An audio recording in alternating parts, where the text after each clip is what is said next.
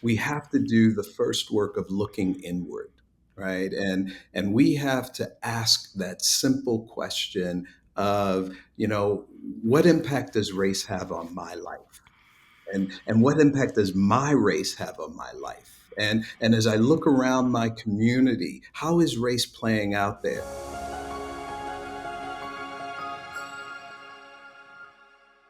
Ladies and gentlemen, welcome back to another exciting episode of Mick Unplugged. And today I've got a special moment. I've got two guests, and we're going to talk about it all. One is an Emmy and Peabody winning storyteller who uses comedy to confront culture, and the other is an education equity architect, redefining how we talk about race in America. Together, they're pushing past comfort to spark the real change that we need today. Please join me in welcoming the brave, the brilliant, the uncompromising two guys that I look up to the most, Kamau Bell and Glenn Singleton. Gentlemen, how you both doing today? I mean, I know Glenn's used to those kind of intros, but I'm still getting used to them. So I know Glenn Come is on. like, that's exactly as it is. Glenn actually sent me everything to say about him ahead of time. He was Sure, like, it sure, has to sure. be these. Do not sway from the text. Exactly. Read Yeah, it yeah. just like This is not The a record, suggestion. right, right. If it the doesn't record go down already this way, shows. it's not going down at all. Yeah. Uh-oh. Uh-oh. Man. So, Glenn, I'm actually going to start with you. I like talking about your because, that thing that's deeper than your why, right? Like Simon Sinek wrote a book, Start with Why, and I think everybody got stuck there, right? You start with why, but it's your because that really keeps you going. So, again, Glenn, I'll start with you, man. If I were to say, what's your because today? What's that purpose, that passion behind what you do? What is that? What is so clear to me is that everybody who's looked like me has had this journey before me. And when I think about, coming all the way across, the grounds of West Africa through the transatlantic slave trade, up through slavery, Jim Crow, all of these moments of oppression for people like us, when we get to my generation, and we have more than we've ever had, and so I just feel like it can't fall apart with me. Wow. Wow. I love that. I'm taking some notes because I have a follow-up question on something you said, but Kamal, man, I'm going to give you the floor now. What is your because? Why do you continue to do what you do? I mean, the flippant and probably truest answer is because me and my wife have 3 kids, and I can't just be like, good luck. I feel a responsibility to make sure that the world is as easy a place to navigate for my 3 daughters, as my 3 mixed race Black daughters, as possible. Um, and I sort of think of it as the Black Baton. Like when my grandparents handed the Black Baton to my parents, it was lighter than when they got it because they had gotten it from people who hadn't been that disconnected from enslavement. Yep. And then when my mom passed it to me and my dad passed it to me, it was much lighter because they had gone through the civil rights movement and everything that entailed there, and pushed the black people forward, black folks forward. And now I got it. And I'm like, it might be heavier than when I hand it to my daughters. And so my goal right now is to sort of make sure that I do everything I can to make sure that when I hand them the Black Baton, that it's not heavier than it was when I got it, which is going to be a lot. But look, I got Glenn and you and other people working on that too. So, and then I think the other thing is, like, I grew up in a household where you sort of knew you had 2 jobs: the job to put food on the table and the job to make it easier on all the people who look like you who couldn't get what you got. And there wasn't really a choice there. It was no, it was just it's what we do. So this is just, Yeah. I think if I was a car mechanic, I'd be an anti-racist car mechanic. I just think this is just a part of the deal. I love that, man. I love that. And I'm going to tie that into the conversation I wanted to have with you, Glenn, and both you, Kamal, is this. Like, Glenn, you said we have more now than we've ever had, right? And I truly believe that. I also feel, to that point, enough of us don't realize that, right? Because those are the things that aren't talked about, right? Like, and I'm not saying everyone and everything, but we'll talk about Lil Wayne's album that just dropped and how good or great that wasn't, right? But we won't talk Nobody about said it was good. how. Slow down, slow down, slow down. Nobody said it was good. Don't let's not put misinformation out there. Let's okay, continue. No, he said it was good. Okay, Whoever fair, was in the fair. production booth said it was good. But Yeah.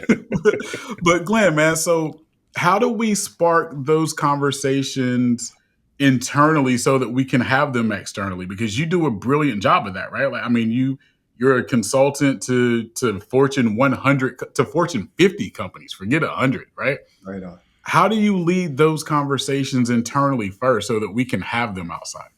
Well, when I talk about having so much, oftentimes we get hung up with the new shiny stuff, right? So, absolutely, it takes less time for me to create the guidelines for a conversation in these corporations now because I've got friendly AI.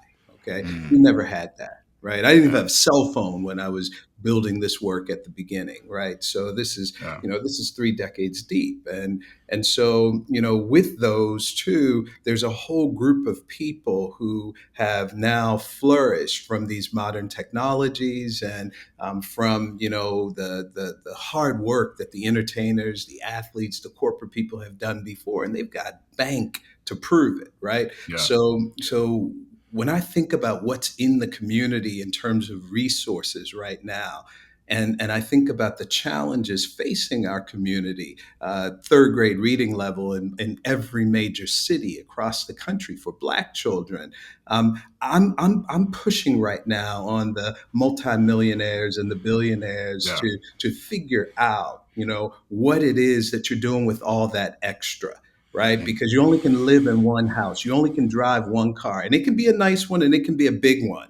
Okay, but after that space that's sitting around, those extra material things, the ploy of capitalism have really hurt us there. And then the second thing, I'm going to go to the other side of the Yeah. prism, and the other side of the prism is what requires our consciousness, Mick. Because when I sit and talk with my 80-year-old mother, I get the pearls. Right? Mm, She tells me, no, don't go that way.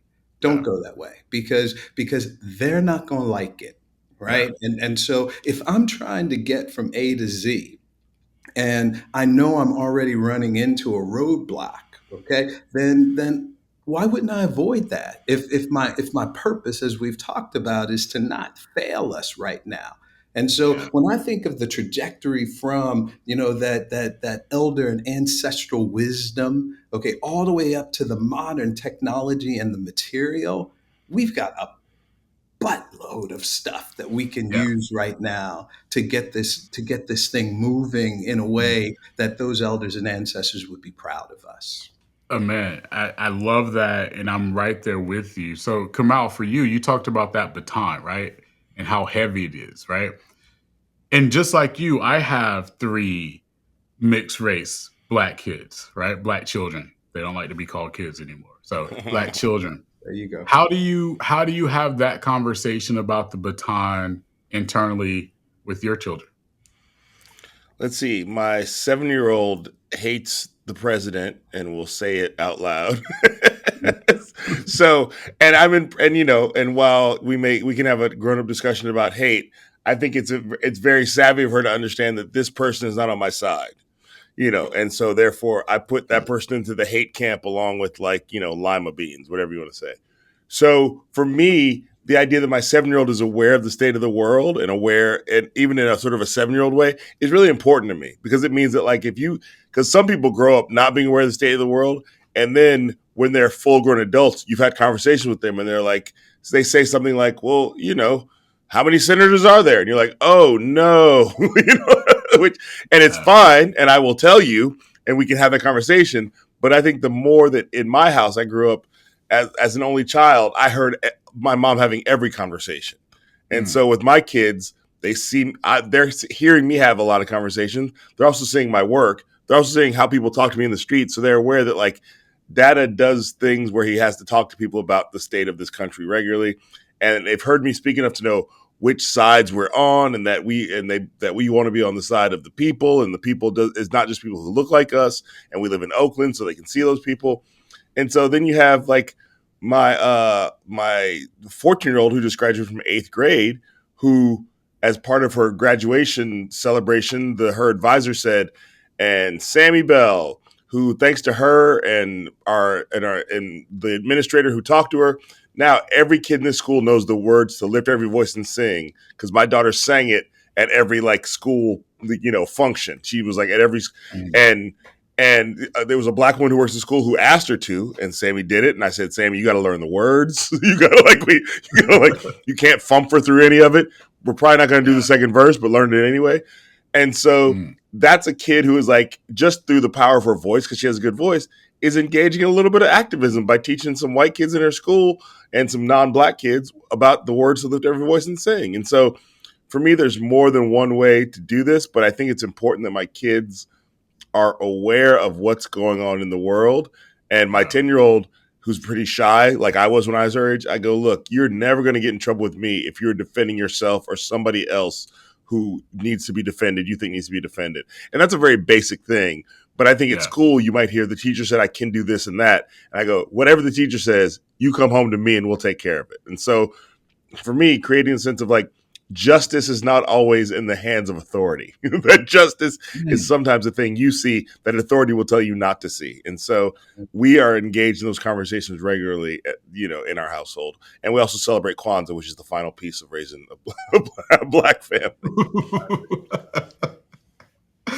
Man, that is deep. That is deep. But you're right, man. Everything, again, I've been a big believer. I was raised that you can't have outside conversations if you don't have them inside first, right? And so Mm-hmm. my grandparents instilled that in me. My parents instilled that in me. And that's what I do with my children as well, too, is, hey, we got to talk about it. Yeah. Because one, if you don't know your truth, if you can't have your own voice in here, you'll never have it out there. And so Right.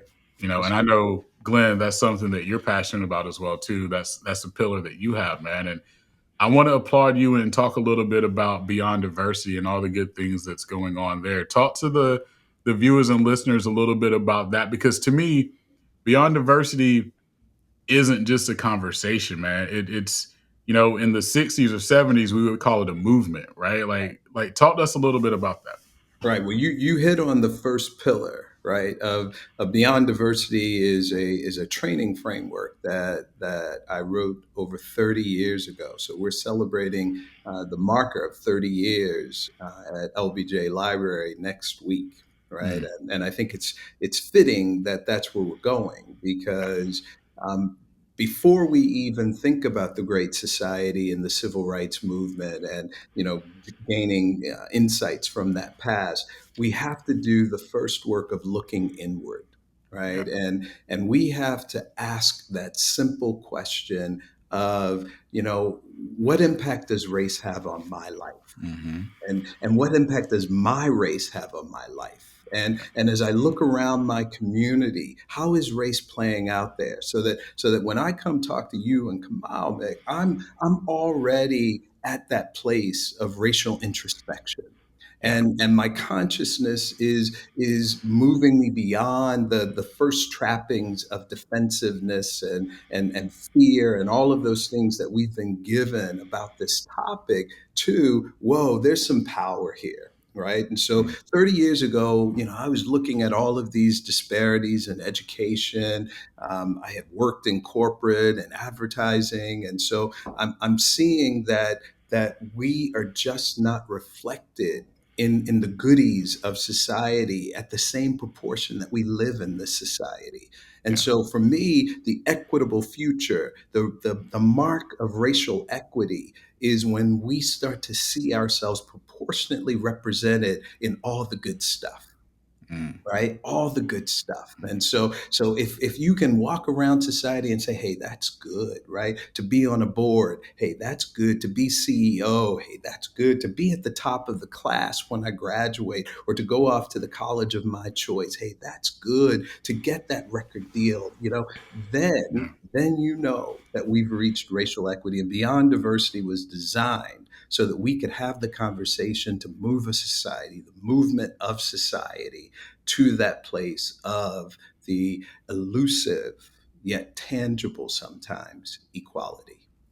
Man, so I'm gonna tell you this. You don't know this, Glenn, man. And I'm gonna try not to get emotional. I don't get emotional, but I'm gonna hold it in, man. So, been a huge fan of yours for a long time before the internet and all that. Like I knew who you were, and I was one of those kids. I can call myself a kid then that you were talking to, man. Like I had to be the best at everything I did, right? Like my graduating high school, if I didn't have a scholarship, might could have gone to college, but I couldn't have gone to the college I wanted to go to, right? Right.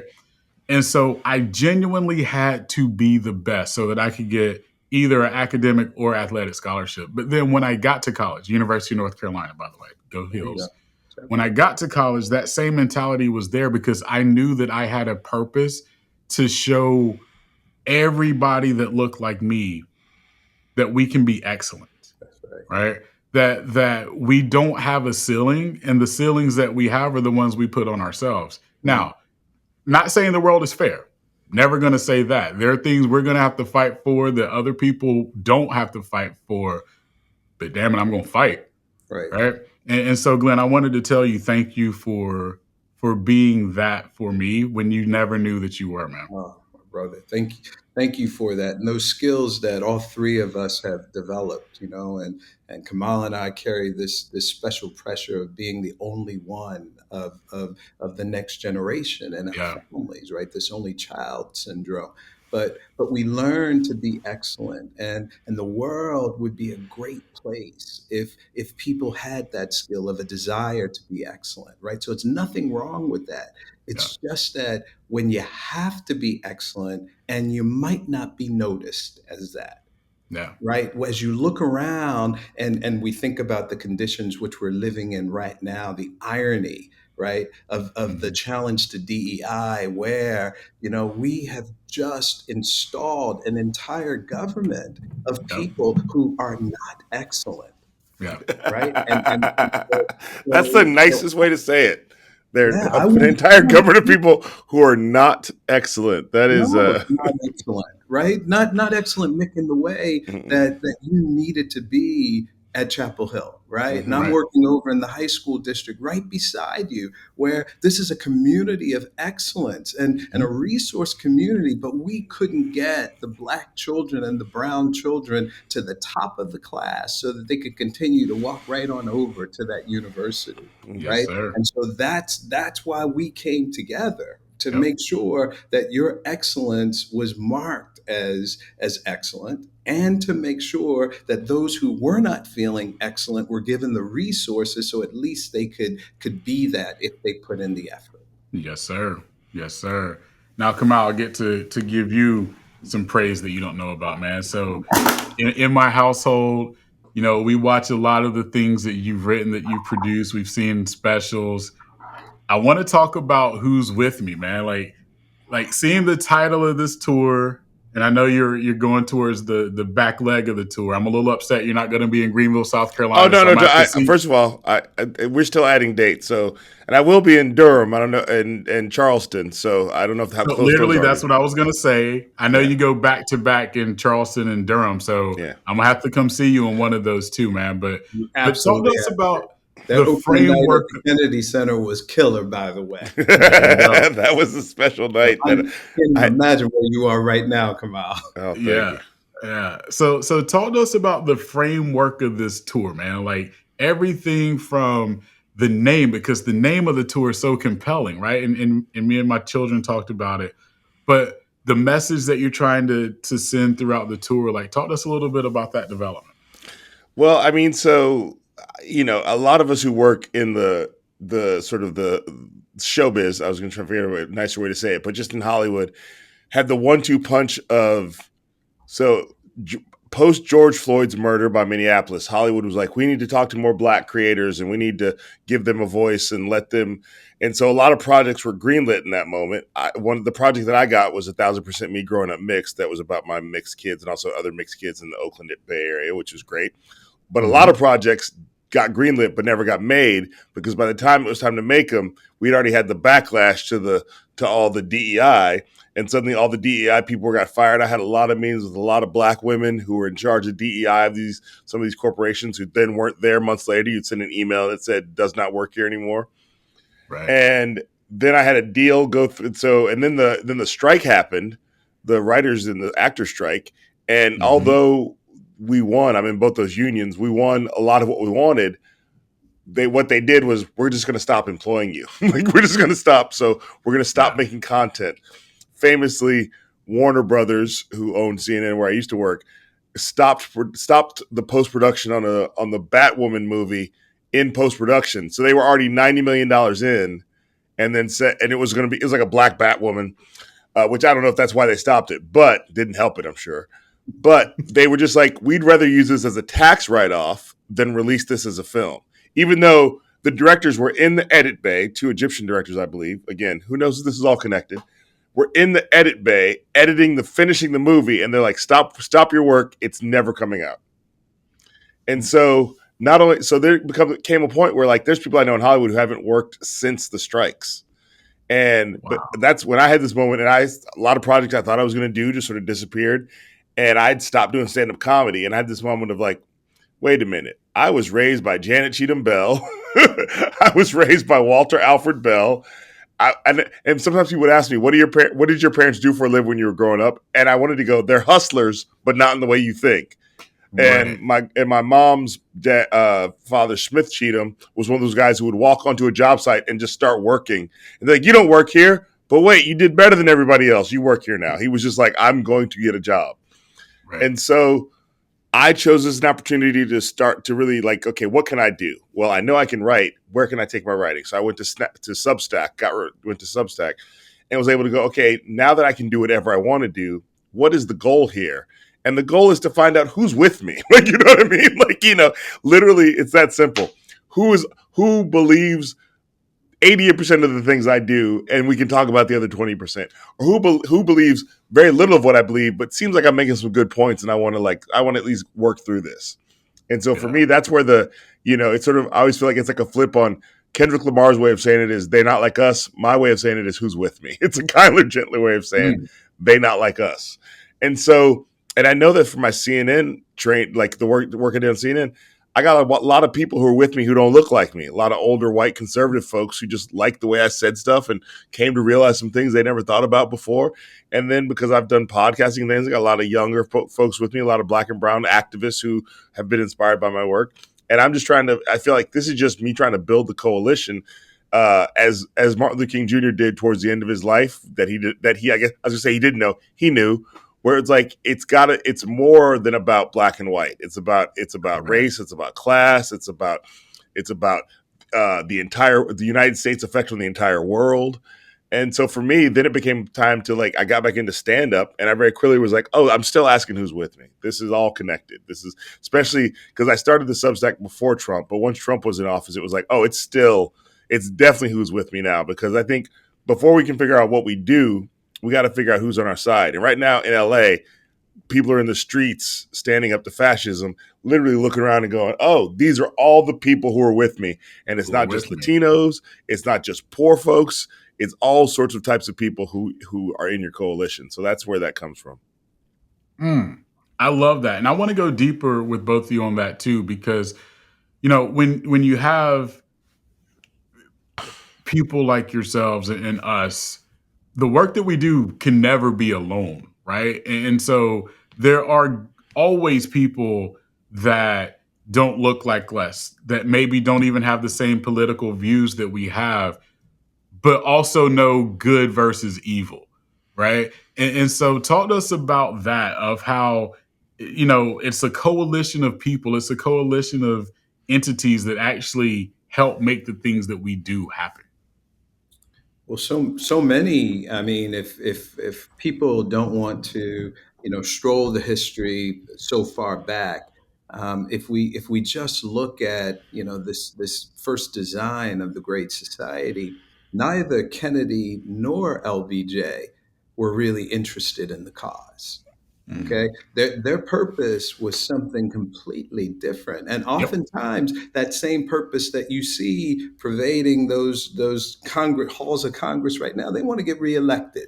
They want to keep the gig going, Right. right? And also America has this interesting a part of its culture that we want to show the world that we're great, even though we're not acting great inside. Mm-hmm. And so these two forces were happening, right? And the Kennedys and then LBJ, they came to understand that there is some goodness in this moral obligation for all folks to be feel real citizenship and dignity. But Mhm. they also recognize that it was in their best interest to calm the storms. And that's what I worry about today, Mick, because this particular government is not interested in harmony and peace and community in this country. They're interested in their own individual personal gains. And so I don't know how you talk to people who are only interested in themselves, Right. right? Because there's nothing that we have here. So I think our coalition now is really important to come together as people who have a bigger interest than just ourselves. We're looking for, what's going to happen for our children. We're thinking about the elderly, and all of those things. And as we serve them, we actually serve ourselves better too. Yes, And sir. so that's the message when folks come in, and they're sort of directed one way on immigration, and I'm directed over here on racial justice. Okay, I've got to help them to see that when we all win, right? That's the key in here. Totally agree. Totally agree. Kamau, your side on that one. I mean, mostly as you saw, I was dancing while he was talking. Like I was like, yes, yes, yes. Like, so the part that I really started excited about was when you talk about LBJ and Kennedy weren't just born into wanting to be on the right side of history. Like I mean, let's be clear. Right. Especially the Kennedys, they were a couple generations away from being bootleggers. You know what I mean? Like they were. Yep. A lot of this is like these politicians putting their fingers in the air and seeing which way the wind is blowing. And right now, I'm in the middle of a lot of online back and forth with people because there's a lot of excitement in some parts of California about Gavin Newsom basically standing up to Trump and putting out some videos saying, "Hey, if you want to treat California this way, we're going to stop paying into this American system since we're the fourth largest economy in the world. If we just stop paying into the system, the country falls, the country collapses." And a lot of people got excited, and I think that's great. But I'm also don't talk about it, be about it, and I was sort of seeing some Californians who I know be like, we got to be careful with Newsom because he's not always on our side. He's not always clearly on our side. He's not always. He just started a podcast where he's interviewing right wing people. He also made gay marriage legal. He also wanted universal health care, but he didn't want $35 insulin. There's just a lot. Yeah. There's just a Yeah. lot. Yeah. He has many pictures of him like dismantling homeless encampments, but looking good looking, so it gets confusing. So I've just been here to say, hey guys, like let's not get, yes, he's saying the right thing, but let's also not forget who he is. And the number Yeah. of people who are like, this is why the left can't ever win. This is why Democrats can't ever da da da. This is why we're just basically let him cook. Basically, is what they're saying. Like let him. And I brought up the example of like, do you think LBJ signed or pushed the Civil Rights Act of 1964 because he was excited about it? No, he pushed it because Martin Luther King Jr. wouldn't stop showing up in his office. And he was like, I got a lot of people outside who are marching this way. Like he was Yeah. pushed into doing that. And at some point realized, I want to be on the right side of history. Whether or not he had a moral thing or not, that's for him. That's for his biographers to talk about. But from the outside, it was clear without MLK, it doesn't happen. It doesn't Right. happen. And so it's because, so my feeling is like, we have politicians only exist to be pushed into the right forms and functions. Even if you Yep. support them 99% of the time, there's going to be 1% of the time you're going to be like, hey, and look, my mayor's Barbara Lee. I don't know when she's been on the wrong side of history, but when she is eventually, like I will be Yeah. there to say, hey, Barbara, I need you to. So, but I think that like so many of us, we're so scared that we're looking for a hero instead of looking at ourselves and going, what can I do? So you want Newsom to handle it and hope that he just handles it and takes care of it so you can get Right. back to Pilates. And I'm saying like, hey, maybe you can have an anti-racism Pilates session and figure out what that is. I'm not telling you not to do your Pilates instead of just hoping that Newsom is the hero that we've always wanted when no politician is. Agree. I talk to people all the time about when you understand the politics of politics, nothing actually surprises you, because it's one of those things like, I'm going to do this. Everybody's going to be excited about it. But there's these other 4 bills that I'm going to push through with this one big one that the world sees. But I'm going to push these others that they're not going to realize for a couple of months, a couple of years. And then they're going to be like, oh, wait, what was this? Well, you wanted this big shiny thing over here. Well, to get this big shiny thing, I had to pass these other 3 or 4 things that go along with it. As my mom used to say, or says, the only thing you can trust less than a politician who doesn't want your vote is a politician who wants your vote. There you go. Right. Like, it's easier to deal with a politician who doesn't want your vote. You can sort of like, because you kind of know what that guy's going to do, but the politician who wants your vote might say anything.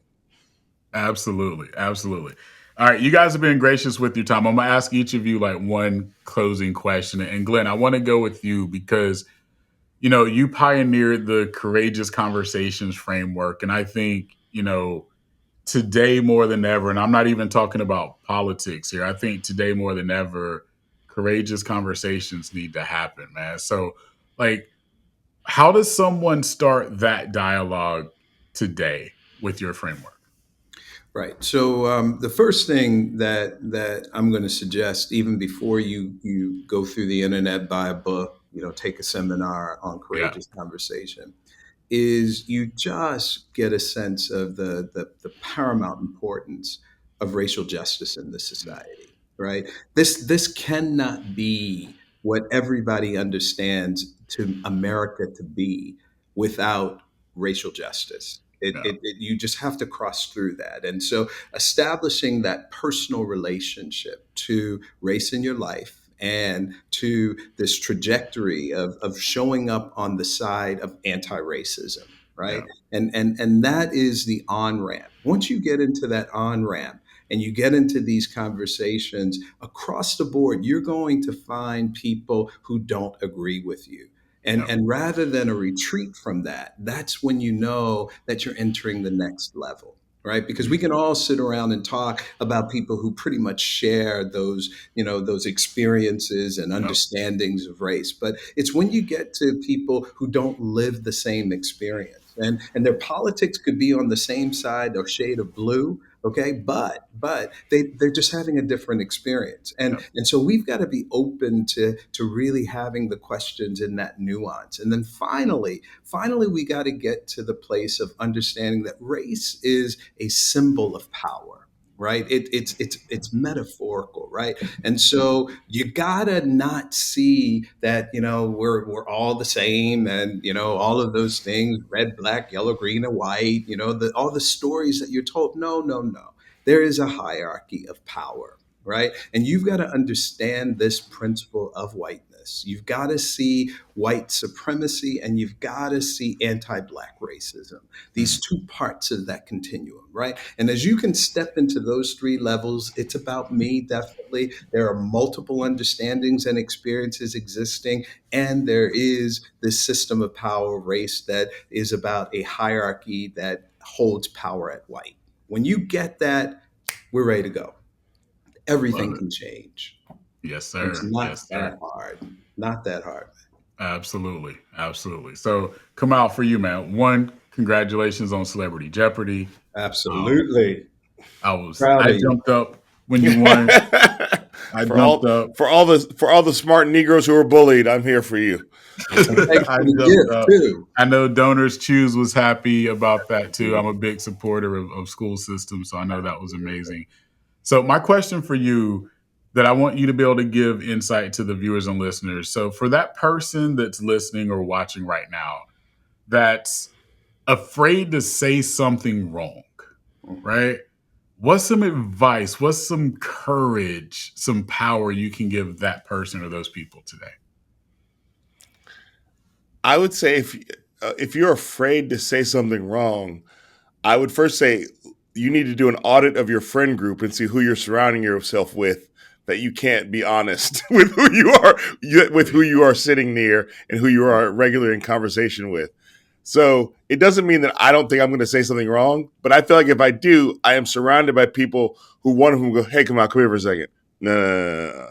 And they're going to do it with love unless I keep doing it, unless I keep saying it. You know what I mean? Right. They're gonna, you know, it's Adrian Marie Brown taught me the difference between calling in and calling out. They're gonna call me in, and if you haven't figured out a way to have a friend group that is also smart enough in different areas and have enough different experiences and backgrounds that you don't feel like you can be lovingly called in, and you don't have people who can do that, then you need to look at yourself and go, who did I surround myself with?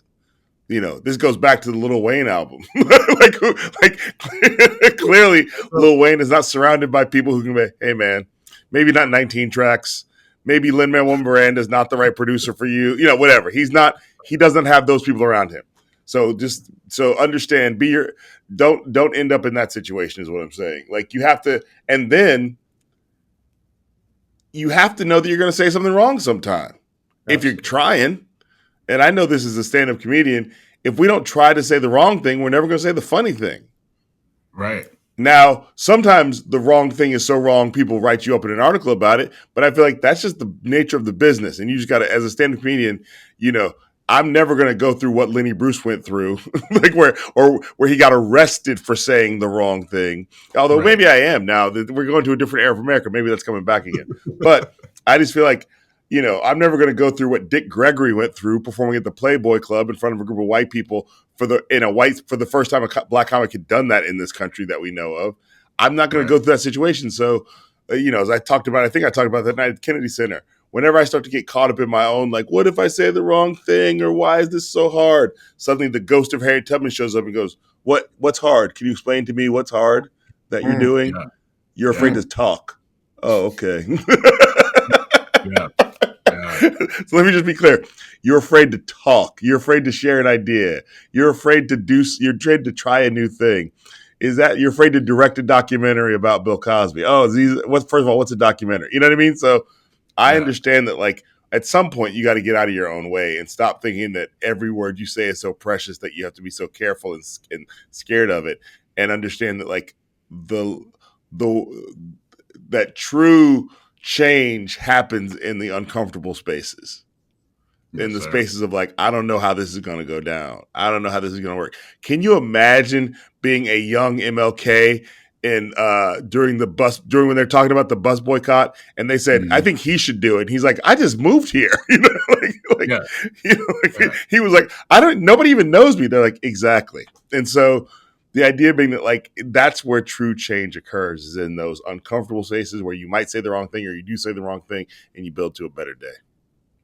Amen to that. Amen to that.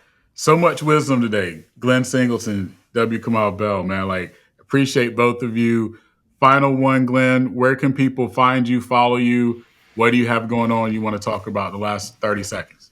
Well, I'm headed over to Austin for this big convening where we talk about, you know, the Great Society as opposed to Make America Great Again, and so that's going to be down at Austin's the 17th and 18th. I would say go to our website, www.courageousconversation.com, and check the events. You can follow me on Instagram. I'm Courageous Dove 444. LinkedIn, all of those sources. Facebook, I think, is the same at this point. And yeah, I haven't played around with Twitter too much, but I still am listed on there, right? So cross over to Threads or something. I don't know. Yeah. But that's where I am. That's where There you go. There you go. Appreciate it. And I'll make sure I have all the links in the show notes and description for everyone, and we'll send people out to Austin. Kamau, what about you? So yeah, as you were saying, like, I'm doing most of my work is gathered now at Who's With Me on Substack. So if you go to Substack and look up W. Kamau Bell or Who's With Me, you'll find me. It's been very good for me, and I try to write every week. I'm actually going to hopefully write today. I don't know if I can think of something to write about that's going on in the country. It's always about current events in the state of America. Hopefully I can come up with something. And then connected to that is my comedy tour, Who's With Me, where June 17th through the 22nd, we'll be at the Berkeley Rep, and the proceeds are actually going to go to local Bay Area organizations that lost NEA funding when Trump cut NEA funding. So that's coming up June 17th through 22nd. And then July 11th to 12th, I'll be in Charleston and Durham hanging out with Mick here. So we'll be there doing my Who's With Me tour. And so I have other tour and also I have tour dates coming up in the 26th and 27th of June in Seattle and Portland. So just wkamaubell.com. You can get everything, or go to Substack Who's With Me or wkamaubell to find out everything. Gentlemen, both of you made my day. Both of you inspire me and have been a huge inspiration to the person that is before you today. So I just wanted to tell both of you, I appreciate you more than you'll both ever know. If you ever need me, don't ask, consider me there, consider it done, supporting everything you do. And from the bottom of my soul, thank you for who you both are. Thank you. Thanks for having me. Thanks for having us. You got it. And for all the viewers and listeners, remember, your because is your superpower. Go unleash it.